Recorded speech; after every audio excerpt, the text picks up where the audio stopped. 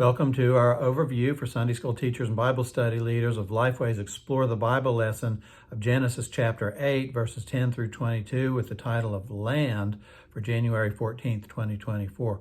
One way that you could begin this lesson would be to ask your group, can you share a time when you celebrated or you were happy because God had brought you out of a difficult situation? For example, after I'd been sick in 2013 and 2014, I'd been out of the ministry for a couple of years. The Lord raised me up and I got well. I was called to a pastor at Pleasant Ridge Baptist Church in Morganton, North Carolina. One of my friends said he saw this picture of me standing at the front of the church with a look of happiness and satisfaction on my face. And he said, I can tell you were really rejoicing in what God had done. And I really was. I was so grateful that God had raised me back up out of a difficult situation. You can share times, your group can share times, and God brought you out of tough situations. Then say something like in today's lesson, we see how God brought Noah and his family out of the difficult time of the flood and delivered them to dry land again. Context, of course, last week we studied the wickedness of the earth, how bad it had become, God's judgment that was coming upon them through the flood. Chapter 7 ends with verse 24, that the water prevailed upon the earth 150 days. It was a somber note of God's judgment upon the earth and all of its wickedness. But then Genesis 8:1 begins with a great expression that you may want to share as you give the context for this lesson. It says, but God. But God. Mankind was so wicked. The earth was judged and covered with water. But God. In Hebrew, it's literally, but remembered God. Now, I myself plan to take some time here, even in this context section with the phrase, but God. It just reminds us of the difference that God can make in a situation, but God. What we'll do is to copy the following verses on slips of paper and distribute them before class to some volunteers from my class to read. And I'm going to share these. You can find a list of these on my blog at ShawnThomas.com. Genesis 50:20. You intended to harm me. This is Joseph speaking here. He says, you intended to harm me, but God intended it for good to accomplish what is now being done, the saving of many lives. Again, but God, Genesis 50:20. Then 1 Samuel 23:14 says, day after day Saul searched for him, but God did not give David into his hands. Psalm 73:26 says, my flesh and my heart may fail, but God is the strength of my heart and my portion forever. Acts 3:15 said, you killed the author of life, but God raised him from the dead. Then Romans 5:6-8 says, for while we were still helpless at the right time, Christ died for the ungodly. For one will hardly die for a righteous man, though perhaps for the good man someone would dare even to die.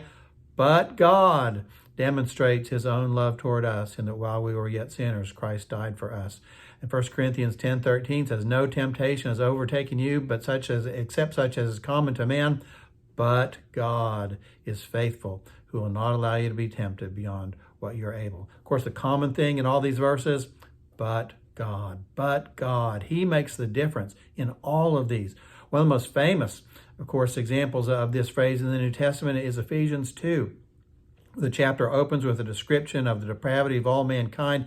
It says, you were dead in your trespasses and sins, in which you formerly walked according to the course of this world, according to the prince of the power of the air, the spirit that is now working in the sons of disobedience. Among them we all, too, formerly lived in the lusts of our flesh, indulging the desires of the flesh and of the mind, were by nature children of wrath, even as the rest. Those verses just talk about how lost we were in sin. But then verse 4 of Ephesians 2 begins, but God, being rich in mercy, because of his great love with which he loved us, even when we were dead in our transgressions, made us alive together with Christ.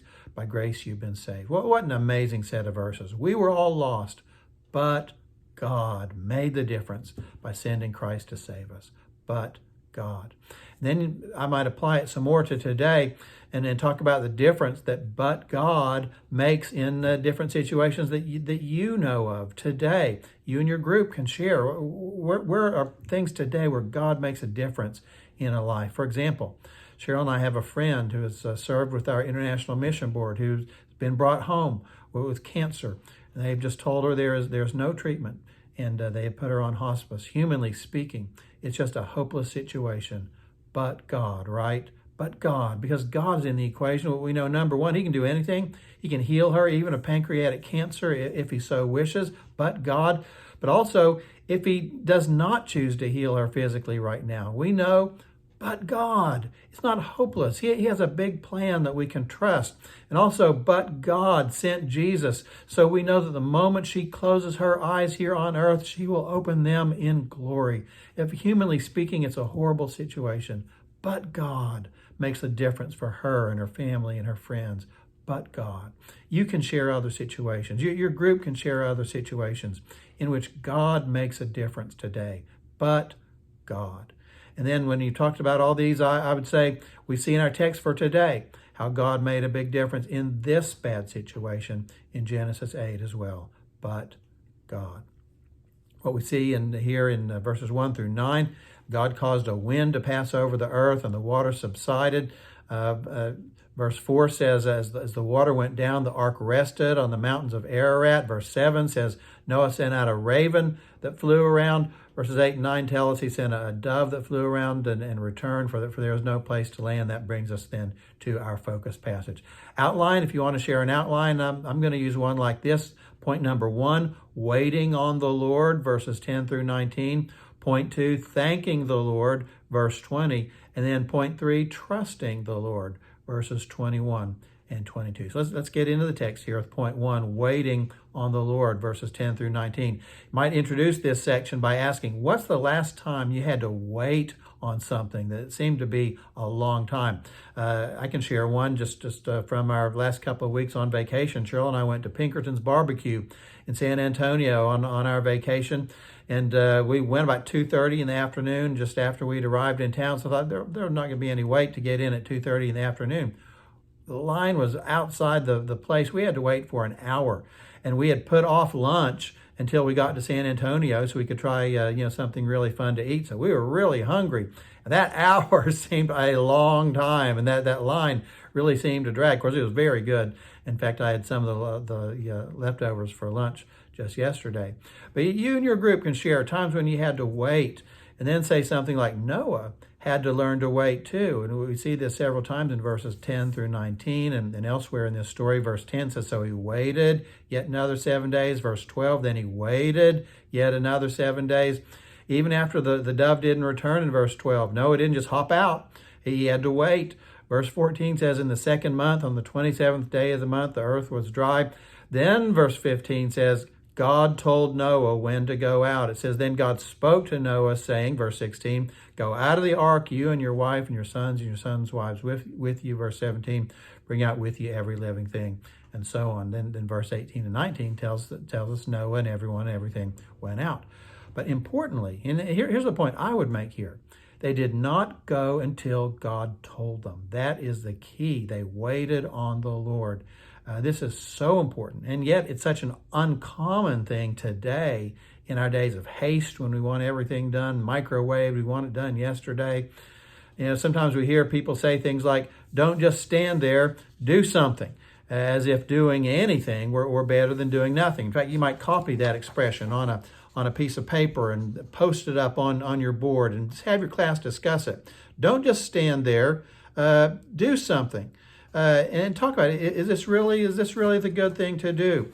And of course, the answer is no. It's not. So many times we get into trouble by just doing something instead of waiting for what God really wanted us to do. In fact, after you've talked about that for a little bit, you might show another page like this one that I pulled off the internet. There's several like this you can find. It says, don't just do something, stand there. Is the opposite. Just stand there. Just wait on the Lord. This one actually has Psalm 46:10 posted on it. Be still and know that I am God.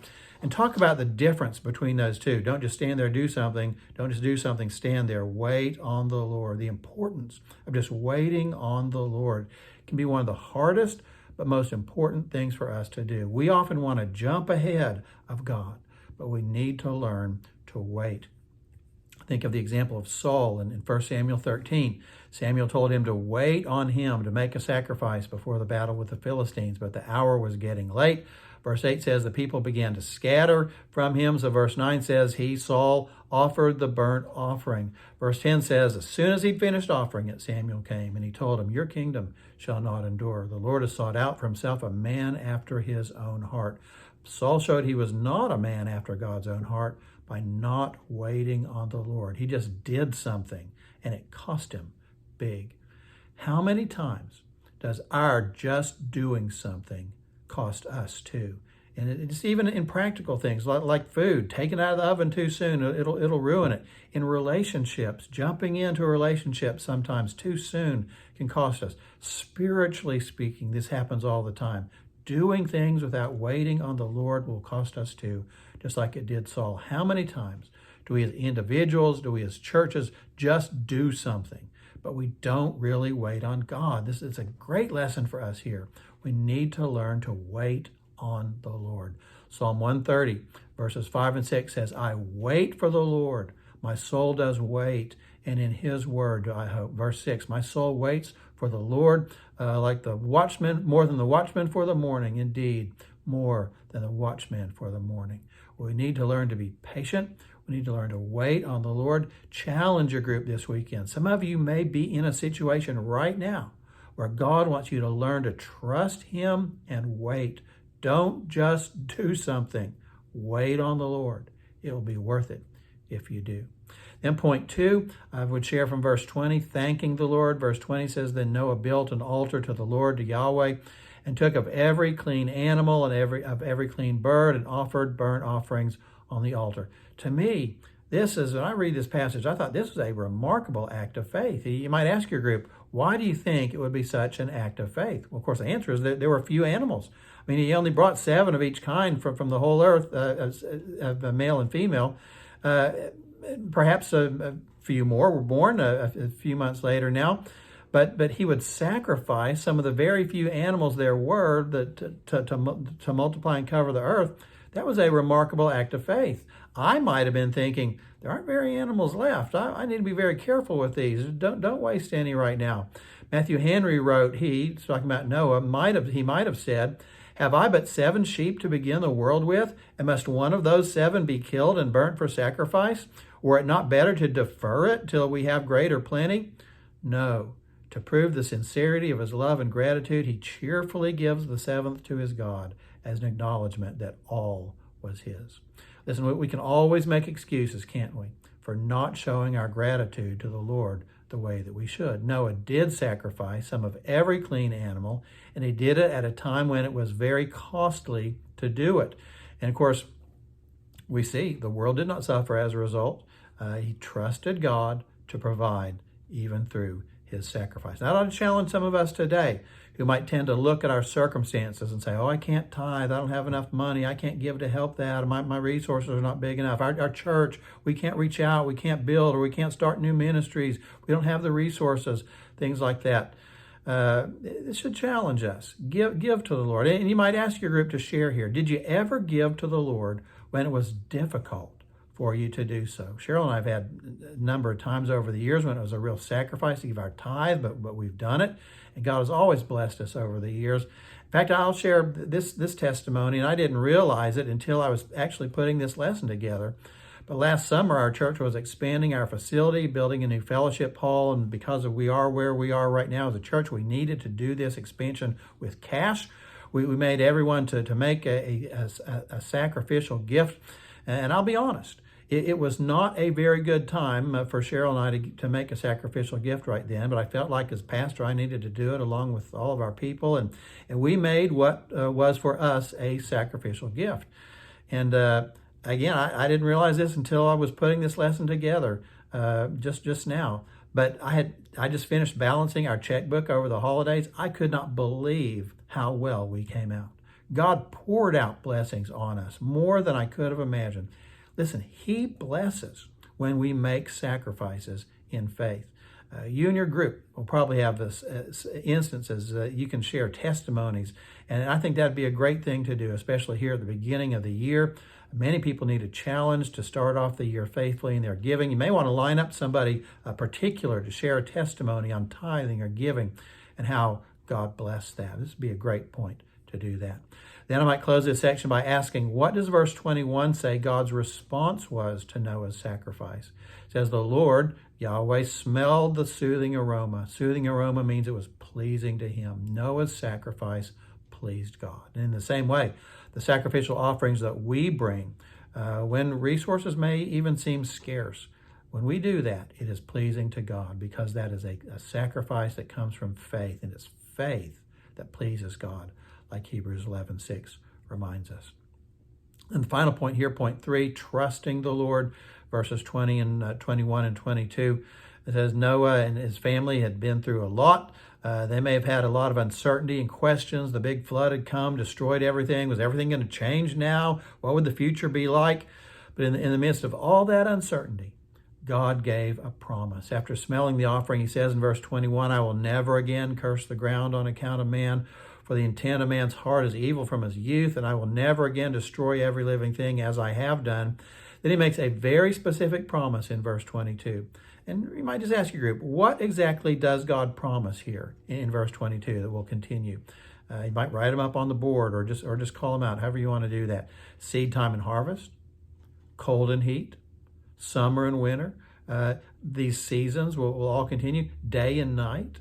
These basic things, day, night, seasons, God says, are not going to be disrupted. God has promised. We don't need to worry about these things. God has promised they'll continue. And it just reminds us that our security is to be found in the promises of God. There is so much insecurity in this world. So many things that can make us anxious. You might just talk with your group. Well, what are some of the causes of insecurity and anxiety in our world today? Of course, answers can include all kinds of things. International war, nuclear war, economic depression or collapse, crime, mobs, violence, all kinds of things. Sometimes it can just seem like everything is just falling apart. But the Christian has a security, a confident outlook in the world that comes from God's word. We know there are things that will not change in this world. The seasons are not going to change. Day and night is not going to change. They will continue just as God has promised. And how long does God say these basic things will continue? Verse 22 says, while the earth remains. While the earth remains. So we know that one day this world is going to come to an end. 2 Peter 3:7 says God's going to end it in fire. As God says in 9:11 here, never again will he destroy the earth with a flood. But as long as the earth is here, God says these basic things will continue. He's promised it, and we can rely on his promises. Of course, one of the great popular hymns comes from verse 22. Great is thy faithfulness, says summer and winter and springtime and harvest, sun, moon, and stars and their courses above, join with all nature in manifold witness to thy great faithfulness, mercy, and love. Great is thy faithfulness. So if you sing in your class or your opening assembly, this would be a good song to do this week. And or you may just want to quote it somewhere at this point in class. But this is something that many of us in our anxious, uncertain world need today. A reminder, there are things we can count on, the seasons, on day and night, and it's because of who God is that we can be confident of those things. Edward Dolnick, D-O-L-N-I-C-K, has a book called The Clockwork Universe. It's about Sir Isaac Newton and the other scientists who kicked off the scientific age of discovery in England in the 1600s. In the preface, Dolnick writes that these men believed, quote, that God was a mathematician. He had written his laws in a mathematical code. Their task was to find the key. Dolnick concluded, all these thinkers had two traits in common. Number one, they were geniuses. And number two, they had utter faith that the universe had been designed on impeccable mathematical lines. What follows, he says about his book, is the story of a group of scientists who set out to read God's mind. So Dolnick said all these scientists, like Sir Isaac Newton, who made such revolutionary discoveries, did so because they believed there was a God who had faithful mathematical laws that could be discovered by mankind. And everything we know scientifically then is based on the faithfulness of God in his creation. And just like those scientists, we today can have confidence, even in a world that often seems chaotic, because God is a faithful God. And if we ever doubt it, just look at the laws of his creation. Just look at day and night. Just look at sun, moon, and stars and the returning seasons. They all show us who God is and that we can trust him and his promises. And you might want to conclude and say, well, we're going to talk some more about his promises next week as we move to chapter 9 and the promise of the rainbow. But I hope this will help you get ready for next week. Remember, if you'd like to read or print a text version of this overview to get one of those, the story quote, the Dolnet quote, or some of the verses or anything else, you can get that on my blog at www.shawnethomas.com. I'll post that address in the comment section below. If you'll hit subscribe to this video, YouTube will automatically send you next week's video, and you won't have to search for it. If you write anything in the comment section below, I'll be sure to pray for you and your group and any specific requests you mention there by name this week. From my licensing agreement with Lifeway, these weekly lessons are based on content from Explorer of the Bible Adult Resources. The presentation is my own. It has not been reviewed by Lifeway. Lifeway resources are available at goexplorethebible.com and goexplorethebible.com/adults-training. And if you have questions about Explore the Bible resources, you can send emails to explorethebible@lifeway.com.